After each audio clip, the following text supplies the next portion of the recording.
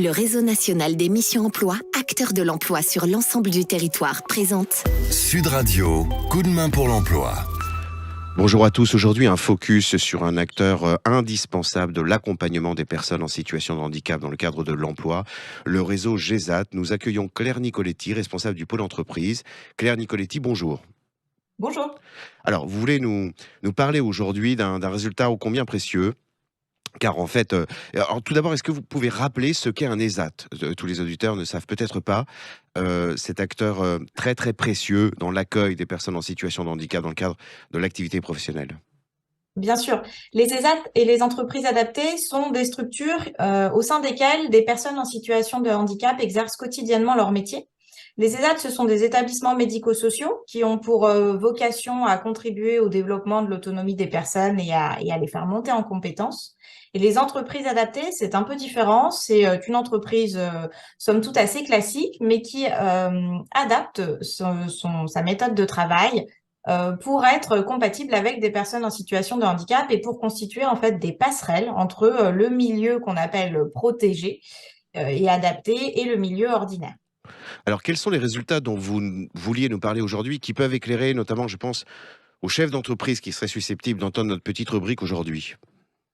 Alors, au réseau GESAT, on publie tous les 2 ans un observatoire. C'est l'Observatoire économique des achats responsables qui vise à étudier l'évolution des relations entre les entreprises, les organisations publiques et les ESAT et les entreprises adaptées.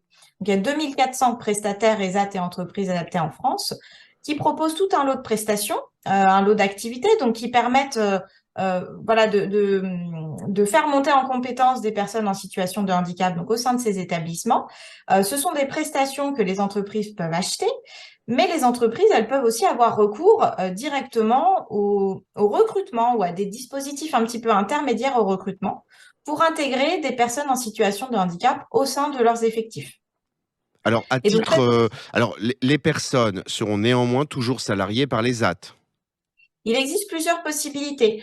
Il y a des dispositifs qu'on appelle simplement de prestations de services sur site, c'est-à-dire qu'une entreprise va simplement faire appel à un ESAT ou une entreprise adaptée et toute une équipe avec des encadrants et des professionnels en situation de handicap vont venir réaliser la prestation. Donc, ce cas-là, les équipes, elles restent contractuellement rattachées à l'ESAT ou l'entreprise adaptée.